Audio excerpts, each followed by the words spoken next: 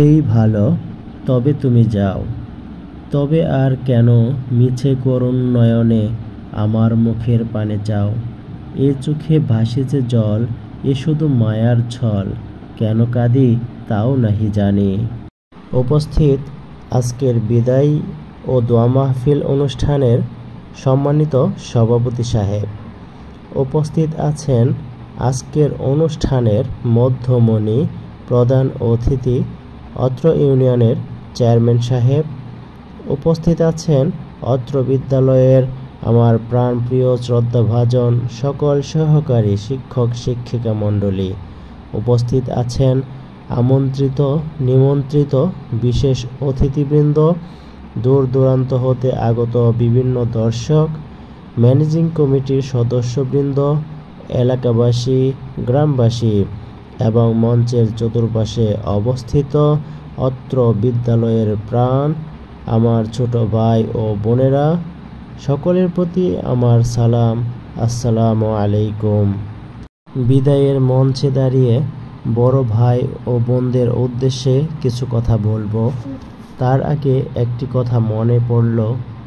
কোনো একজনকে প্রশ্ন করা হয়েছিল, ভাই, জীবন থেকে পালিয়ে বাঁচার কোনো উপায় আছে? সে বলল, হ্যাঁ আছে তো, মৃত্যু। মৃত্যু পেতে হলে কি করতে হবে? অপেক্ষা। তাহলে অপেক্ষার সময়গুলোতে কি করব? ইবাদত। হে বড় ভাই ও বোনেরা, তোমরা আমাদেরকে ছেড়ে, অত্র বিদ্যালয় ছেড়ে, এত মায়ার প্রতিষ্ঠান ছেড়ে চলে যাচ্ছ। তোমাদের যেরকম কষ্ট হচ্ছে বিদায় নিতে, আমাদেরও ঠিক তেমনই কষ্ট হচ্ছে তোমাদেরকে বিদায় জানাতে। তবে তোমরা যেখানেই থাকো না কেন, তোমরা আল্লাহ তাআলার বান্দা, এটা সবসময় মনে রাখবে। আল্লাহর ইবাদতে থাকবে, লেখাপড়া করবে, এটাও আল্লাহ তাআলার ইবাদত। তোমরা বেঠিক পথে যাবে না, সবসময় সঠিক পথে থাকবে।